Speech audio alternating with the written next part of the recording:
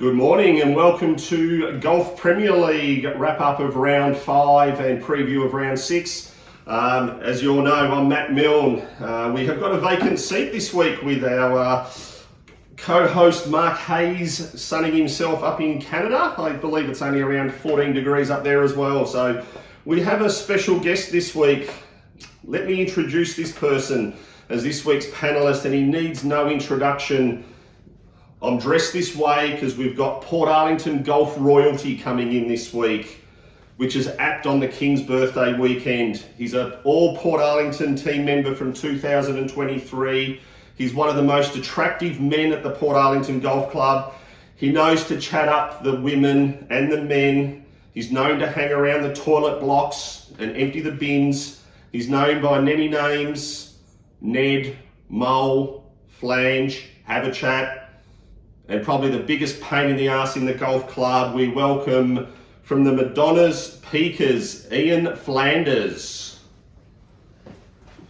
Thank you, Matthew. I'm at the palace. The sheik was right. This place is enormous. It's good, isn't it? It is. Yeah. Heater's on, got a couple of beers, and welcome. Excuse me, Matthew. I'm just going to grab my beer. And to King Charles, happy birthday. Yes, good to see you got dressed up for the occasion, Ian. Thank you. But yes, what a big week we had this week, Ian. Lots of big results there, and we'll start off with the 20-acre Warriors, who scored 203, and they defeated the hapless Granny Corner Goblins 195. The Goblins had 13 players, the Warriors had 10. For the Goblins, Justin McGrath had 34, Ian Burrell 34, Shirley Bell 33, back in form again. Skeeter Howard, who was replacing the Sheik while he's in Malaysia, he had 32. Dave Byrne 31 and Dean Jeffrey 31, who was replacing Maxwell. So he hit the scoreboard. While the Warriors, they had Noel Pike on 29, Jacob Blenner Hassett 30.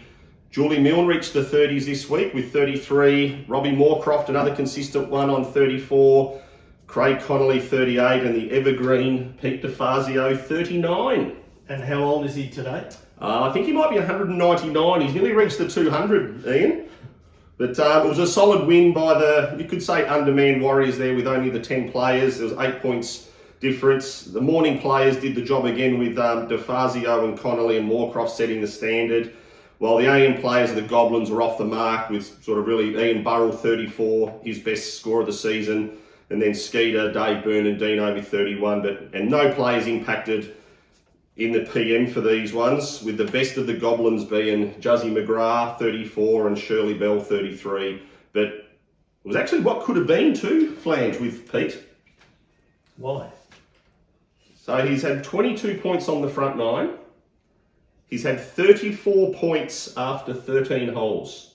Don't tell me the triangle got him. He had birdies on 9 and 11. And then he was 8 better than his handicap on target for 44. And guess what? Crashed. He did a Flanders. He did what you do. He went wipe on 14, wipe on 15, and then the triangle was 2-1-2. Cost him back-to-back Travis Matthews shirts. Oh. You got any advice for young Peter? More practice, Peter. I don't think you practice often enough. Does he need a bit more Italian Viagra? Or do you need to have a pit stop halfway around? Oh, no. More practice. Just bring some lights out. Practice at night. You practice during the day, so there's plenty of time at night. Yeah, so but no, good effort again, Pete. The under-25 scorers this week, which we'll highlight, the Goblins had Doreen Ivers on 24. Again? Steve Evans on 24. While the Warriors, Steve Bond had 24. Now, is there any rumour that Doreen is going to get the Bob Geldof Award, because plays well during the week, but come Saturday... There's a fair chance she's on the target for the PP team again. But Steve Bond, 24. Don't be disheartened, Bondy. That's an improvement. You've gone 16, 20, 24, so there might be something happening there for you. But yeah, good win by the Warriors there. Next match we had up was the Crossover Crusaders against your mob, the Madonna's Peakers. Crusaders 205 to the Peakers 189. Bit of a smashing there. Crusaders had 13 players while the Peakers had 9. Now, I've heard a rumour that one of our players had a slight accident. You could be correct there, Ian. Now, a relative of that particular player, I told him that he'd fallen over and he wanted to know if he was pissed. No, he was sober as a judge apparently, but yeah, the Peakers were missing 4. One was having x-rays on his ankle the night before. One, I think's gone to go to Chucky's birthday. He's flown out. Another one's had MRIs on his back, and the other one had COVID. So there could have been 4 legitimate excuses for those guys not turning up. No, but there's one that I've got no excuse for. A slight drizzle and they pull out. Yes, well, he turned up and played 9 holes, but Robbie Stiegelbauer, you weren't the only one. I know that Barry Benson orchestrated the walk-off, but for the Peakers, your team flange, Lloyd Shepherd led the way with 36. You had 34, Belly had 32, Murray Wiley 30, and then we had Yvonne Casey on 29 and Digger James 28. But the Crusaders, Johnny Rowe 30, Jeanette Johnson 30, Snags Finnemore had 34. Your mate Cliffy, Corky McCorkle, he had 36. Yanni, who was filling in for Nina, had 37, and the milkman, Joel Lorna, had 38. I can't. Yanni never played once like that for the Peakers last year, so what's happened? Well, that's what I'm thinking, Ian, is that Yanni's filled in for quite a lot of players this year and's played putridly, but then Nina asked him to play for her and he comes out with 37. I'm not sure if we should read too much into that. Nina's gone to Italy. Yanni's going over to live in Spain and Italy or Greece or somewhere over there. So I don't know, there's a little rendezvous while they're over there. But no, it was a good effort by Yanni. About time you pulled your digit out. But yeah, the boys early on got the scores going. And then the Peakers, they really didn't have anything. Flange, you in the morning, 34. How did you play? Up and down.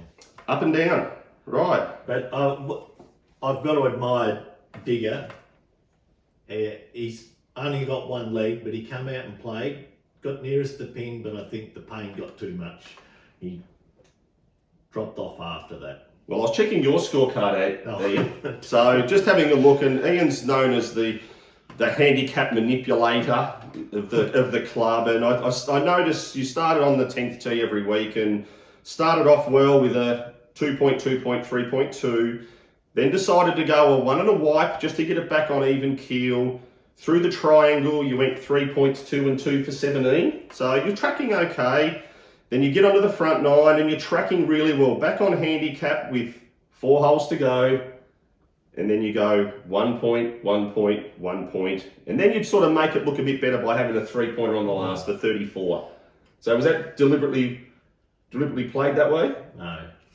I had trouble with the greens yesterday. It's amazing that the greens were a little bit slower and amazingly the scores increased dramatically. A lot better scores. In the afternoon, probably. Yeah. So did you have anything to do with the pin positions this week? No, that's still Larry. So, Larry, you need to lift your game. You're supervising the apprentice, make sure they're in reasonable positions. I would agree with that one there, Ian. Good job. Pity you won't have a job on Tuesday when you go back. But yeah, Lloyd Shepherd, he sort of starred for the Peakers. But yeah, once Joel Lorna came in at 38, the Crusaders had sealed victory. 16-point margin. It's probably hard to find any hard luck stories that could have affected the results, but the Oracle's prediction again came true this week. Why? What did you say? Well, I said reigning Drayton medalist Peter O'Neill couldn't back up for 5 weeks in a row. What did he have? Faltered with 27, Ian. Oh. And it was in his head too. When he came into golf prior, he goes, "You bastard, you're getting in my head," and it actually worked. But the under 25s to the Peakers, none. We only had 9 players. Yeah, well, they all performed admirably over 25. The Crusaders had only the one, Xavier Boland, our youngest player, didn't have his best day with 15 points. Probably a bit like Cooper McMurrich last year, was a bit inconsistent, had some highs and lows, but yeah, hats off for him finishing though. He played in the afternoon, played in the rain, and didn't pull out like Stiegelbauer, Benson, Keskinen or Ken Latter. Soft. Thank you for your expert comment there, Ian. We'll now go on to our next match, which was the Hood Road Hookers against last season's premiers, the Back Paddock Bullies. Did you have a prediction on this one, Ian, of how to go? No, not really. No, you only care about the Peakers. I only care about the Peakers. But the Hookers got over the line, 206 to 202. Bullies had 12 players, Hookers had 11. For the Bullies, Rob Casey returned to form with 36. Judy Said, 34. Johnny Wooten, 34. Phil Stevens, 34. And then Ross Morland and Stewie Anderson on 32. So as you can see, really good scoring and unlucky to lose. But for the Hookers, there was a 31 points scores counted, which there was Neil Ryan, Richie Howes and Dave Hutton. Choco Royal had 32. Mickey McNeil, 34. Jilly Barker, 34. Jeff Evans, 37, and the Frenchman, Matt Miles, 38. Oh, what happened to Jeff Evans? He was playing not so well. Yes, he took our advice last week, and I think he's actually more scared of Jill. Oh, He kept apologising to her about his performance, and but yeah, he come up with 37, which was great. Is this upset of the season? Hookers were 7th on the ladder, the Bullies were 3rd. a bit like last night's results. Yeah, what about the Hawks yesterday? Oh, talking finals, aren't you? Well, we're a chance. I reckon probably a chance over the Cats when we meet you down at I think you are. GMHBA Stadium in a few weeks. If you go back far enough in the record, Hawthorn had a pretty good record at Geelong. Did they? Did you research that last night? No, I knew. I used to go to the game and they'd always beat us. But yes, it was a solid effort by the Bullies and unlucky to come up against a white-hot scoring Hookers team. As I said, Rob Casey went out early, got the score in with Judy Said, but Phil Stevens, your cousin, Cuz, yes. you and Cuz, as we can see by the photo here, just a good pair there. When he chimed in with 34 in the morning, it set the foundation. But Hookers just too good over the top of them. The under 25s for these, Bill Archer had 24, and for the Hookers, Peter Vogel 22. That's not very good. Which 9? Well, it's a bit like that, Ian, for Pete at the moment. He's on struggle street. So the Hookers now have moved into 6th place on the ladder and only half a game out of the top 4, while the Bullies remain in 3rd after the Peakers and Tornadoes lost. Then we get to the big game. What's final game? The Tower Road Tornadoes up against the Pigden Street Pirates. And the Pirates got over the line, Ian. I don't believe it. The Tornadoes scored 211. They would have won any other game. And I've got beaten 214 for the Pirates, which I think could be the highest score in our Premier League seasonal history. And who were the best? Well, the Pirates had 11 players, Tornadoes had 11. The Pirates win the Callaway golf balls again for the 2nd week in a row. So all those balls you've been losing flee, you can replace them. For the Tornadoes, Biscuits Arnott got on the scoreboard. He had 33, Yvette Pollock 33, Fiona Newman 35, Ando Wooten 36, Collies Bell 36, and your mate Scotty Hopgood had 38. 38, played very well. Then the Pirates, the lowest counting score they had was 34. David Newman 34, Strady 180, Dennis Wood 34, Mirrors Heaton 35, Lee McMuffin 35, Flea Pollock 36, and the winner of the Travis Matthews shirt and best score for the round goes to Peter Scuba Hub. I saw his name in the paper today. I was wondering who it was. Yes, I didn't see there was a Scuba Hub in the paper, but thought it was a new player. Amazing contest we had. As I said, highest scoring contest for the season from these teams. Scuba was fantastic. He was out early. He set the standard with Flea, Dennis Wood and Dave Newman. But the Tornadoes weren't going to lie down when your mate Scotty come in with 38, Ando 36, Fiona Newman also on 35, and then Yvette kept him close on 33. So this was a battle of the Pollocks. It was a battle of the Pollocks, it was a battle of the Newmans. So there was a little bit of rivalry here. So the Tornadoes, when Colliesbell come in with 36 and Biscuits 33, they looked a chance, but McMuffin and Heaton come in with 35. That sort of snuffed out the chances and it ended up being a 3-point margin. But Colliesbell, welcome to the counted score group. We had you under the pump a little. We've hung a little bit of crap on you. and you were lifted to the challenge, but I'll notice that you've done what you normally do. The triangle. 32 points after 14 holes. Then from holes 15 to 18, he went 1, 1, 2, and then his usual wipe on the 18th. Did that cost your team victory? Oh. Biscuits, playing off 17 handicap. You had 33 points, which is commendable. Had 2 birdies. You started on the 10th and you had a wipe. Another wipe on 13. Then another wipe on the 8th and a 1-pointer on the 9th, your last hole. Is that a choke, Flange? I think that's a choke. Yvette Pollock wiped the last hole, the 9th. Maybe focus on your game more, Yvette, instead of worrying about people talking on the course. Andrew Wooden, wipe on 17. I think he was... Did these cost their team victory? Well, I think Andrew was concerned. He was about his plane flight to Sydney to go and watch the Cats play today. Yeah, well, he was flying out Saturday afternoon. He had to get to the plane. Hopefully it's a better result than you flying to Darwin to watch that awful performance by your Cats. It was shocking. Did you actually stay for the whole game or did you leave early? I left early. Really? So you've flown all that way to watch half a game of footy? Darwin's a lovely place, Matthew. Oh, God, shocking. But that wraps up our round 5 games there. So we'll just go to the ladder there, Ian, and we can see that the Crusaders sit on top, undefeated, big percentage, while the Pirates are again clear of 3rd. And the Peakers, your team, sort of sit precariously in 4th, half a game ahead of the Warriors and the Hookers. But the Tornadoes are probably the hard luck. Lose again this week with the 2nd highest score of the week. And they're sitting in 7th spot, 2nd last. And interestingly, the Goblins only sit 2.5 games out of the top 4. Still got 9 rounds to go. Are they still alive, or have you written them off? No, I've written them off. Like the Peakers last year. Can't make it. Yes, well, big games this week, and there's a chance for him for another win. But seeing Mark's away, Ian's decided to come up with some creative content for the video.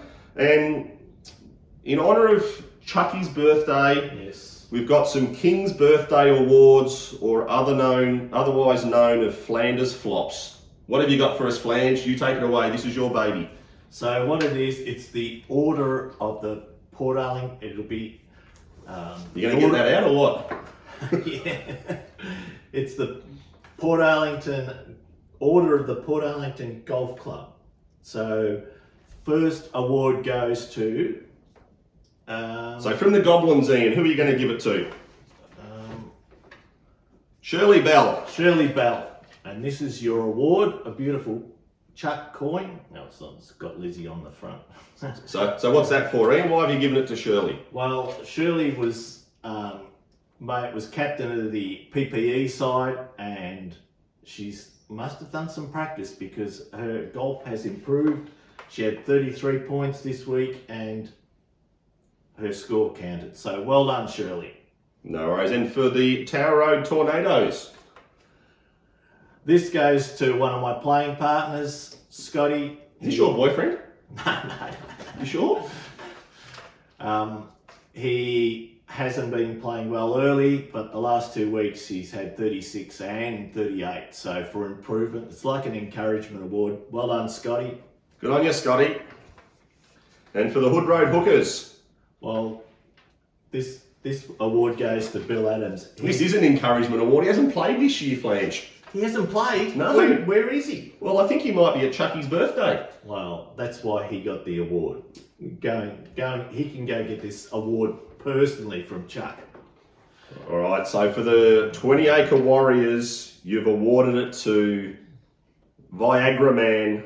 Well, there couldn't be no other warrior than the number 1 warrior, back-to-back, all Portarlington team. So well done, Pete. Just get a bit more practice. Go out and practice at night, and you might break that 40. All right, for the Madonna's Peakers, your team, I'm surprised you didn't actually award it to yourself, but you've awarded this to Digger James. Now, Digger has got, you can say what it is, Matthew. He's got plantar fasciitis. Yes, so that's a break in the bottom of the foot. He can hardly walk, but he come and play. He had 17 points. Doesn't stop him having a beer and playing the pokies, No, though. I think that helps. No, does it? That helps ease the pain. So well done, Digger. You turned up. You at least tried. Well done. All right, for the Bullies, we've got Kevin Hudson. Now, I've given this to Kevin because he needs some encouragement. He's playing with Paul Marnie. Paul, all he does is talk about how good Carlton is. Paul didn't play yesterday, but I still think it's affecting Kevin's game. So tell Paul to get stuffed and keep trying, Kevin.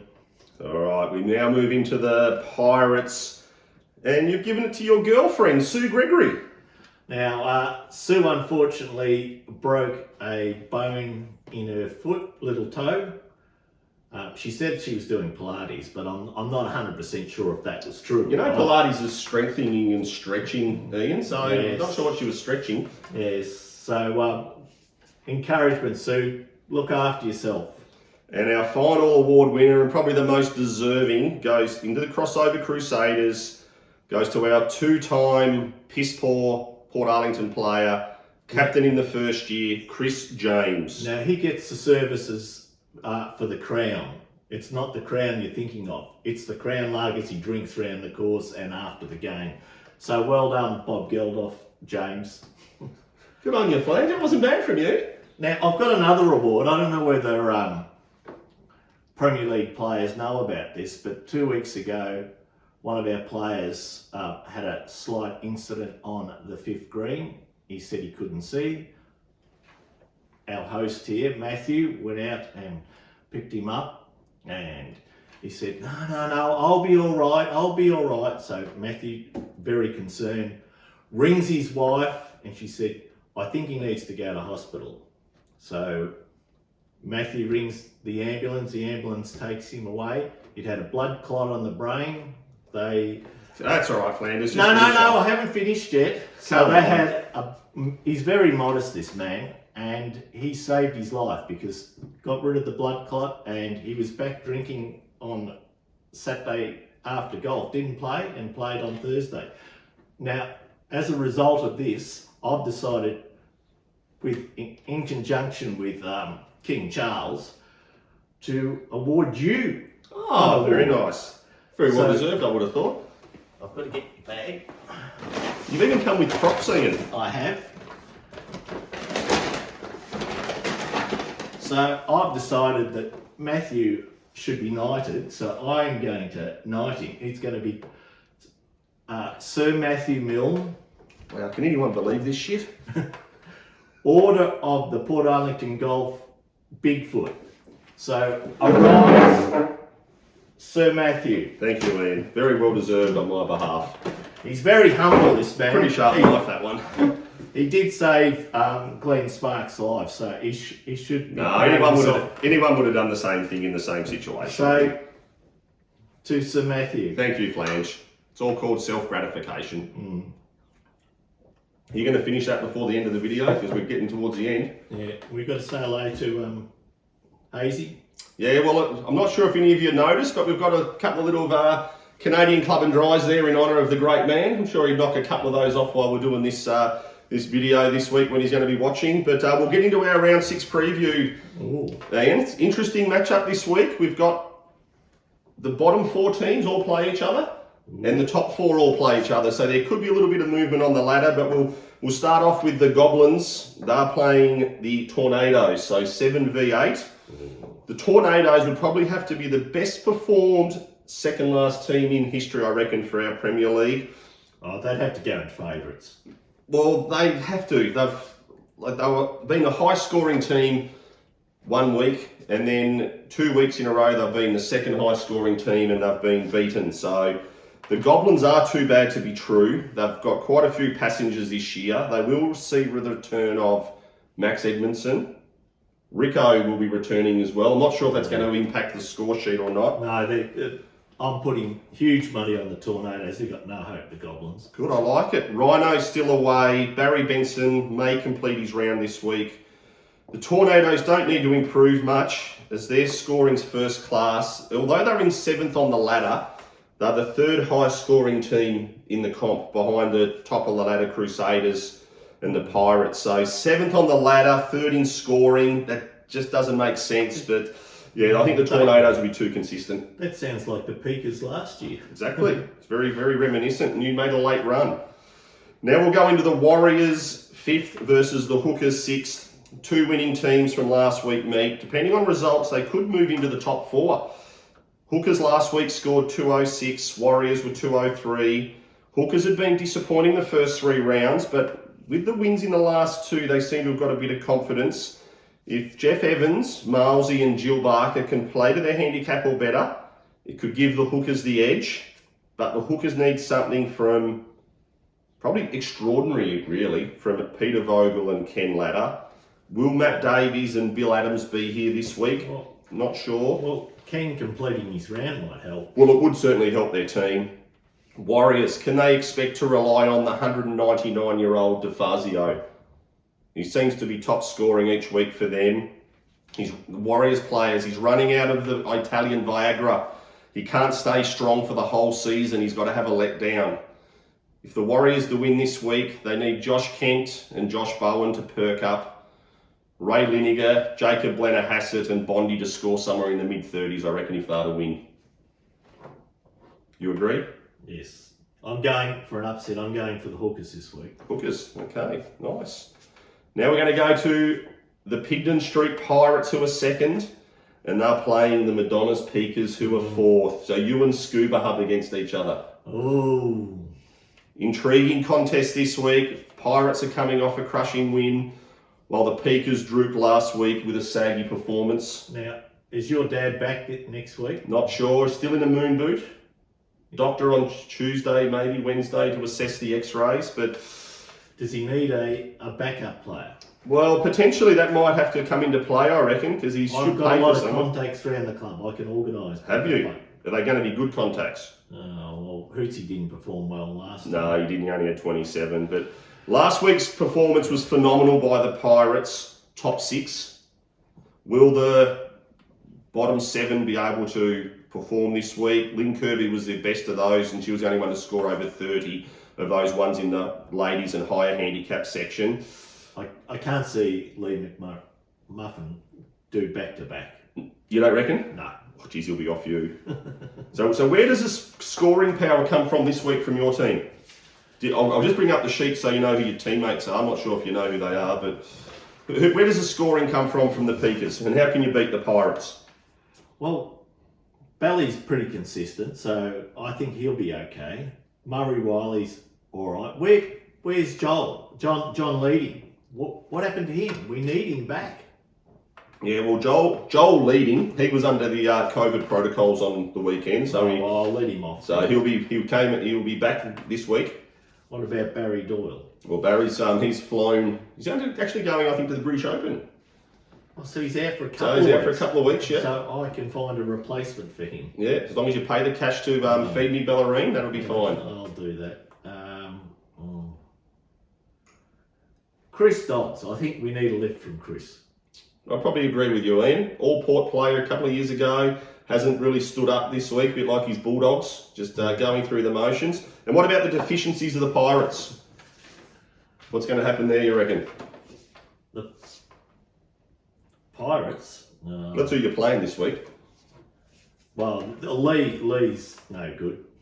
I can't see Scuba Hub doing back-to-back. Mm-hmm. Who else is there? Jerry Raviani. Well, he hasn't scored much. No, 29 on the weekend.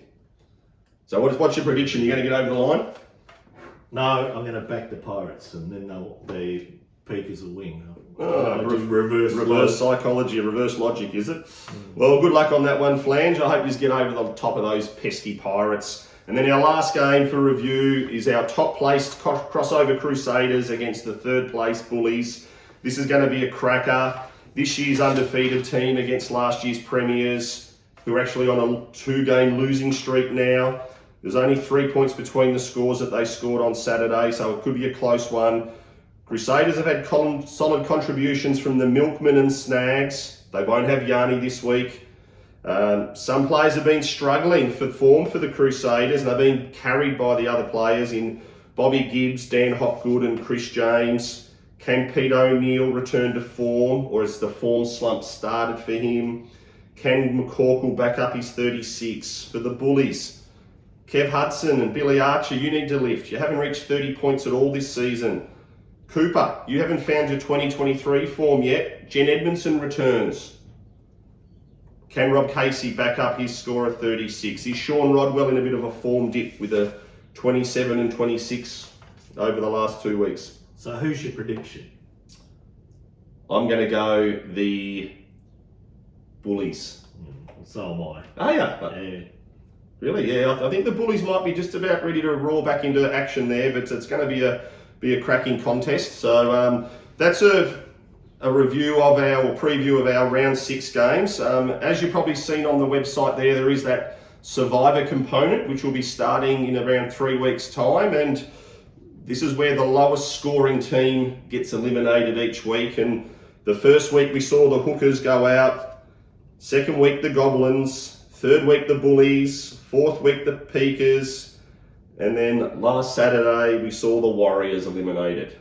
So they scored 203 and got eliminated. Got eliminated. Yeah, so that just leaves 3 teams left, which is the Crusaders, the Pirates and the Tornadoes. So the lowest scoring team out of those 3 this coming Saturday would be eliminated under that format, and our official Survivor Series starts in round 8. That'll commence. So yes, what a great week it's been. We'd like to thank our major partner, Neville Richards and Luke Campbell there. So if you are looking at buying or selling, go and see Luke and the guys there at Neville Richards. Callaway Golf, we've got those for our golf balls and also our Travis Matthews shirt. So a reminder, the Pirates players have won the twin pack of Callaway balls again this week, and Scuba Hub's got the Travis Matthews shirt. I've got a few in there, Pete, so come in and grab one of those. Shout out to Hazy, our Canadian club band there. And if anyone cannot play this week, come and see Matthew with your donation and we'll arrange a substitute player. Yes, very good, Ian. You obviously watch the videos, you're learning. Oh, I do. Good to see. But thank you for coming in. And we're actually all dressed up for you because it is royalty with you in the house. So yes, and happy birthday, Charles. Yes, happy birthday, Chucky. Even though his birthday is the 15th of November, but celebrated it. I bet you're going to tip that out when you finish, aren't you? No. All right, once again, thank you. We'll look forward to seeing you all this coming Saturday, back out on the course again.